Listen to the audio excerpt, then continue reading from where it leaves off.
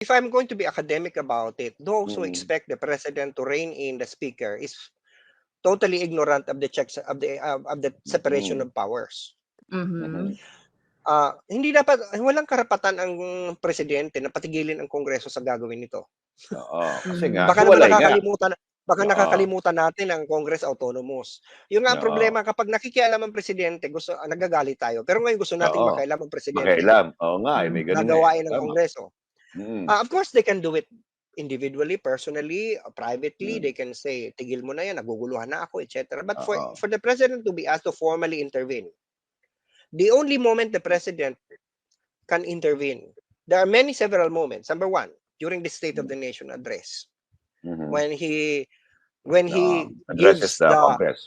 the Congress ito Lower mga priority bills ko, when he formulates the budget, which is basically the power of determining the directions of government. Number three, when he certifies a legislation as urgent. Mhm. And then number four, when he vetoes legislation. Mhm. Oo. So, yun yung apat na instances na pwede Mhm. makialam ang presidente sa trabaho ng Kongreso. Sa Mhm. SONA, pag-prepare ng budget, pag-certify ng urgent, at saka pag-veto. Mhm. Now, other than that, wala na siyang kapangyarihan. Technically, if you're going to look at Technically. if you look at the constitutional frame that we have, that these are three separate branches of government. Mhm. So bakit natin hinihiling ito mga senador mismo, mga dating Yun nga senador, sila naghihiling they are the ones Oo. saying, please intervene. Oo But nga. that is Oo. almost like, in a mature democracy, you do not ask the president to intervene into your gusot. Kayo Yes. magkagulo dyan. Oo. Hindi tayo kaharian.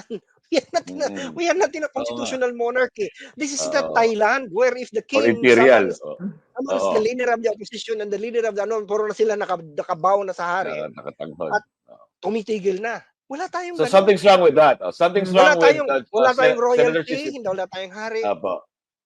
So something is wrong with Senator Chis's statements na parang rein in your cousin or the speaker.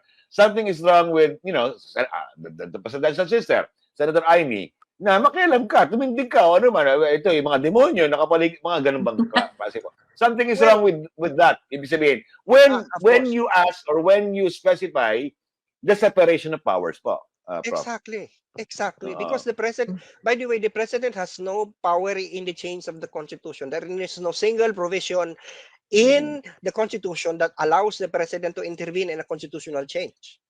Congress is the one that has power. Kasi ang Congress pwedeng pumasok sa CONCON dahil sila ang mag-resolve na mag-form ng CONCON o sa CONAS.